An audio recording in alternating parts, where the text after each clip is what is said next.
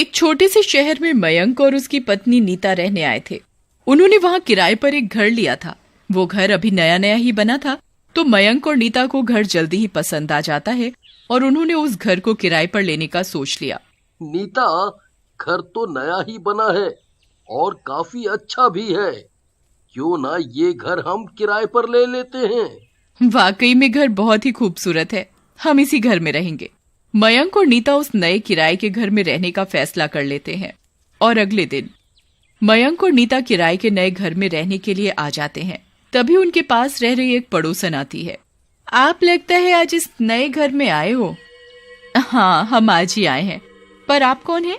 कहाँ रहती हैं? मेरा नाम माया है और मैं आपके साथ वाले घर में ही रहती हूँ। फिर दोनों आपस में बातें करने लगती हैं और शाम भी हो जाती है तो माया नीता से कहती है, रात होने वाली है। अच्छा, तो अब मैं चलती हूँ। इतनी भी जल्दी क्या है? थोड़ी देर और रुको, खाना खाकर जाना। आपके साथ बात करके बड़ा ही अच्छा लगा। मुझे अब चलना होगा, रात भी होने वाली है और यहाँ इतनी रात को रहना ठीक नहीं है। और एक बात और, तुम अपना ध्यान रखना। ध्यान रखना मतलब मैं समझी नहीं। कुछ नहीं, वो बस ऐसे ही। अच्छा, अब मैं चलती हूँ। ये कहकर माया फटाफट अपने घर चली जाती है। नीता सोचती रहती है, ये माया ने ऐसा क्यों कहा कि अपना ध्यान रखना और इतनी रात में यहाँ रहना ठीक नहीं। नीता बहुत सोचती है पर उसे कुछ समझ नहीं आता कि माया ने ऐसा क्यों कहा। तभी उसका पति मयंक भी आ जाता है। नीता, क्या हुआ? तुम्हारा चेहरा क्यों उतरा हुआ है? क्या घर पसंद नहीं आया? नहीं, ऐसी कोई बात नहीं है। फिर नीता अपनी पड़ोसन माया की बात मयंक को बताती है। तुम भी ना कैसी कैसी बातों पर ध्यान देती हो। बोल दिया होगा उन्होंने ऐसे ही। ये तो नॉर्मल बात है। तुम छोटी छोटी बातों पर इतना मत सोचा करो। मयंक और नीता दोनों रात को खाना खाकर सो जाते हैं। वो दोनों सो रहे होते हैं, तभी उन्हें कुछ अजीब सी आवाजें सुनाई देती हैं। आवाजों से नीता की आंख खुल जाती है और उसे नींद नहीं आती। वो मयंक को उठाती है। मयंक, उठो, देखो ये आवाजें कैसी आ रही हैं। मयंक गहरी नींद में सोया होने के कारण नहीं उठ पाता। नीता को डर के कारण नींद नहीं आ रही थी। उसे कुछ अजीब सी आवाजें डरा रही थी।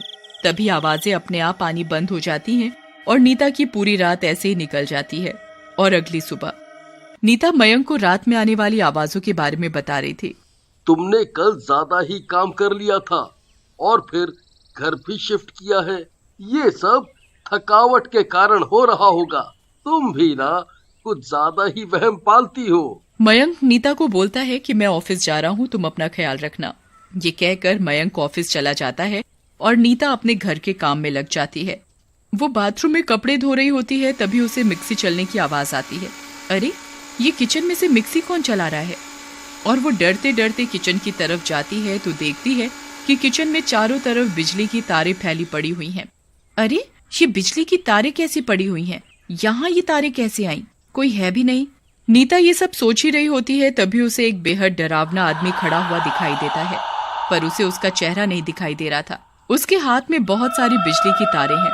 ये देखकर नीता चिल्लाने लगती है, कौन कौन है वहाँ? नीता आवाज देती है, तभी उस आदमी की गर्दन अपने आप घूम जाती है।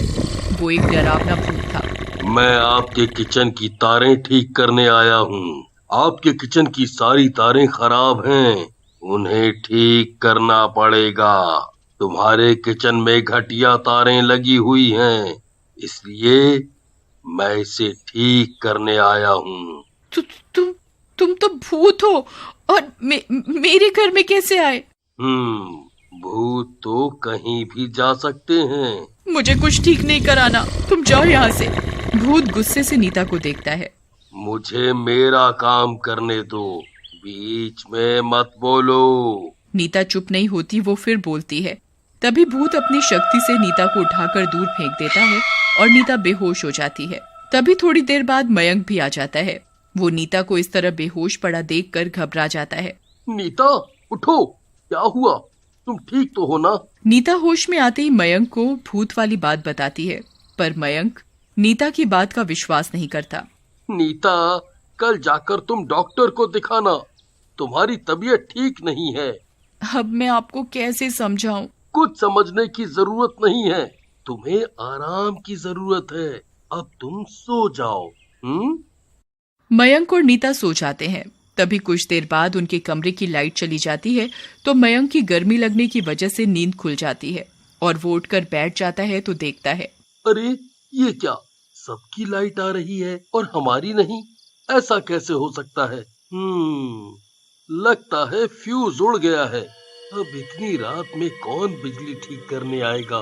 तभी उनके मकान की बेल बजती है। अब इतनी रात में कौन आया होगा? फिर मयंक दरवाजा खोलने चला जाता है तो देखता है एक आदमी खड़ा हुआ है। उसके हाथ में बहुत सारी बिजली की तारें और बिजली ठीक करने का सामान है, पर मयंक को उसका चेहरा दिखाई नहीं देता। मयंक उस आदमी से पूछता है, बोलो, आपको क्या चाहिए? मयंक के इतना बोलने पर उस आदमी की गर्दन घूम जाती है। वो एक भूत होता है। वो मयंक से बोलता है, आपको मेरी जरूरत है। भूत? आप तो भूत हो। हमें आपकी कोई जरूरत नहीं है। आप चले जाओ यहाँ से। क्या आपके घर की लाइट नहीं गई? हाँ तो?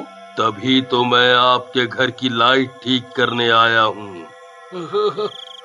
हमें कोई लाइट वाइट ठीक नहीं करानी। भूत गुस्से से मयंक को देखता है और जबरदस्ती घर में घुस जाता है। मयंक कुछ बोलता तभी नीता की आवाज आती है, क्या हुआ? इतनी रात में किससे बात कर रहे हो? भूत भी घर के अंदर आ जाता है। नीता भूत को देखकर डर के मारे मयंक के पीछे छिप जाती है और मयंक से कहती है, मैंने तुम्हें कहा था ना इस घर में भूत है, अब क्या होगा? मयंक भूत से कहता है, तुम जाओ यहाँ से, हमें कोई लाइट ठीक नहीं करानी। भूत गुस्से से मयंक को देखता है और उसे उठाकर दीवार पर जोर से फेंकता है और कहता है, मुझे मेरा काम करने दो। भूत कमरे की लाइट ठीक करने लगता है और गुस्से से कहता है, कितनी सस्ती तारें डाल रखी हैं, पूरे मकान में घटिया तारें लगा रखी हैं। हमें कुछ नहीं पता, हम तो यहाँ किराए पर अभी आए हैं। भूत के हाथों में बिजली की तारें थी, उसमें से करंट निकल रहा था। वो बिजली की तारें लेकर उनकी ओर जा रहा था। नीता और मयंक उससे बचने की कोशिश कर रहे थे। तभी नीता भूत को कहती है, हमें छोड़ दो, हमें करंट मत लगाओ। छोड़ दूं? नहीं छोड़ूंगा, सबको करंट से मार डालूंगा। मगर हमने तुम्हारा क्या बिगाड़ा है जो तुम हमें मारना चाहते हो? जो कोई भी इस मकान में रहने आएगा मैं उसे मार डालूंगा। भूत करंट की तारें लेकर मयंक की ओर बढ़ता हुआ आता है तो मयंक बड़ी जोरों की चिल्लाने लगता है, हमें छोड़ दो, हमें छोड़ दो, हमें मत मारो, भगवान के लिए हमें मत मारो। जब ये मकान बना था तब इस घर के मकान मालिक ने एक बार भी सोचा था कि उसकी एक लापरवाही की वजह से मेरी मौत हो गई।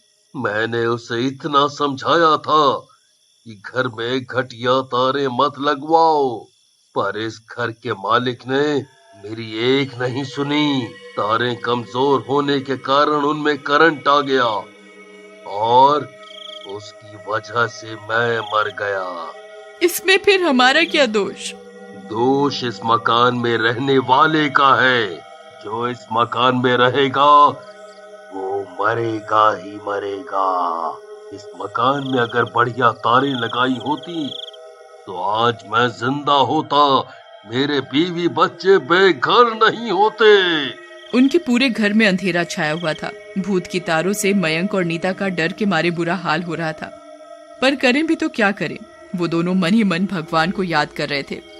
हे भगवान, हमें इस भूत से बचा लो। हे भगवान, हमें इस भूत से बचा लो। हे भगवान, हमें इस भूत से बचा लो। तभी नीता का हाथ लालटेन पर पड़ जाता है। लालटेन नीचे गिरने के कारण उसमें से थोड़ी आग निकलने लगती है। आग को निकलता देख भूत डर जाता है और वो चिल्लाने लगता है,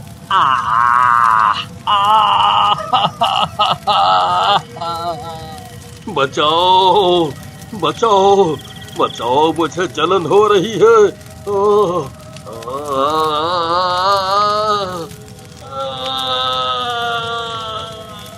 इस तरह भूत को आग से डरता देखकर मयंक दौड़कर किचन से मिट्टी का तेल लेकर भूत के ऊपर डाल देता है और नीता जल्दी से उसके ऊपर माचिस जलाकर डाल देती है। फिर देखते ही देखते भूत जलकर भस्म हो जाता है। भूत को भस्म होता देख मयंक और नीता की जान में जान आती है और वो दोनों उस घर में हंसी खुशी रहने लगे।